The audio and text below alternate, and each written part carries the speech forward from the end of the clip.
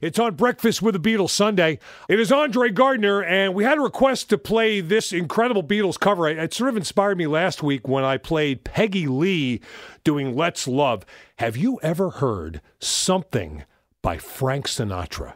It is truly Sinatra, right down to the point where he throws in the word Jack a couple of times during the song. I want to thank Brian Miles, who has contributed so much to the show over the years, for turning me on to this version from, is this the one from the Trilogy album, Brian? It is, Andre. It's from the 1979 recording, December of 79 of Trilogy. He actually recorded Something twice. Oh, no kidding. Yeah, he recorded it in 1970, in October of 1970, with Lena Horne's husband, Lenny Hayton, doing the producing on it and the conducting and arranging.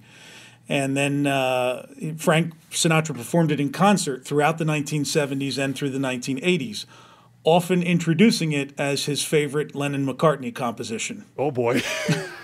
He did correct that by the late 70s. He started to recognize that it was a George Harrison composition. But the 1979 version, it stuck with him. He loved the song. He wanted to re-record it, and Nelson Riddle, who had done all these great recordings with Sinatra in the 50s and 60s, he wrote an orchestration of it in 1977. By 1979, when Frank recorded it, he and Nelson Riddle weren't speaking anymore, and made up shortly before Nelson Riddle died in 1985. But here's the other interesting thing. So when Nelson Riddle wrote this orchestration for him in 1977, they were in the middle of recording sessions for an album called Here's to the Ladies, in which never got released, but Frank recorded a song that is owned by MPL Communications, and that is Linda. So you're kidding. Yeah, so he licensed the song Linda to record there, and Paul McCartney bought the rights to the song Linda sometime in the 1970s. How great is that? Now, we know that George went to visit Frank in like 68 in L.A. when he was doing My Way, so there was some sort of friendship there. What did George say about Frank's version of Something? Because I know his favorite cover of his song is by James Brown.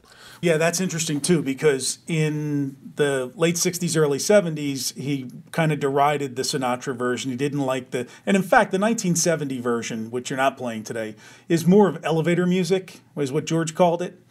Whereas this Nelson Riddle arrangement from 79, it grew on George Harrison, and of course Frank Sinatra's legend grew as they both grew older, to the point where when George took the song on tour in 1991 and 92 in Japan and England, he performed it with Frank Sinatra's additional lyric of the Jack added to the bridge.